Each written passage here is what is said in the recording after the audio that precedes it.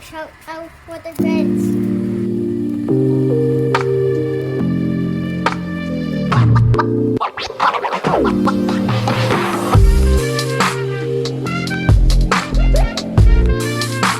Alright, ang una natin gagawin is to remove the side mirror rubber cover.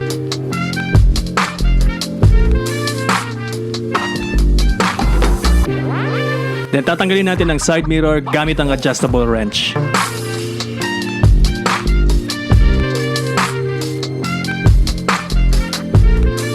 Next is ilalagay natin ang extension bracket.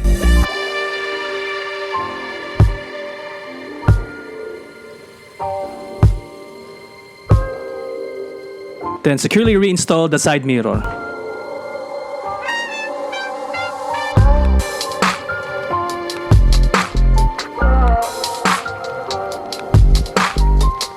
Now ilalagay naman natin ang spacer clamp sa extension bracket. Tapos i-fit na natin ang handlebar mount with extension arm and lever head.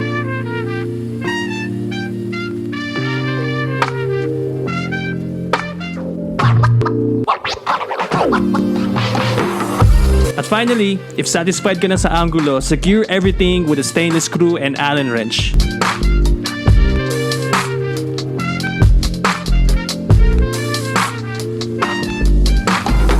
Most importantly, this comes with a universal phone adapter with original 3M adhesive. Make sure na flat at matibay din ang phone case nyo.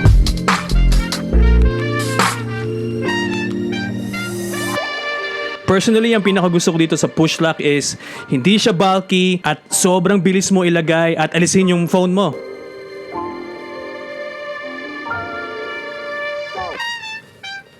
Another option na ginagawa ko is to remove the extension arm at directly natin ikabit ang lever head sa handlebar mount para less yung vibration.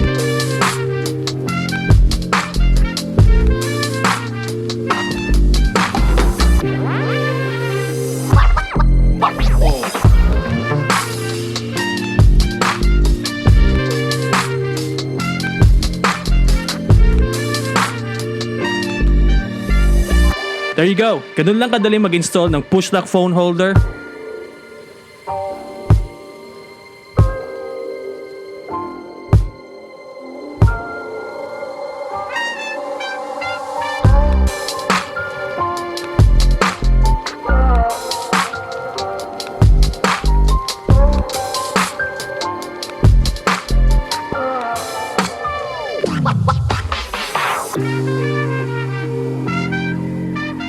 Kita nyo naman, kahit anong topic natin, secure na secure pa rin ang phone nyo.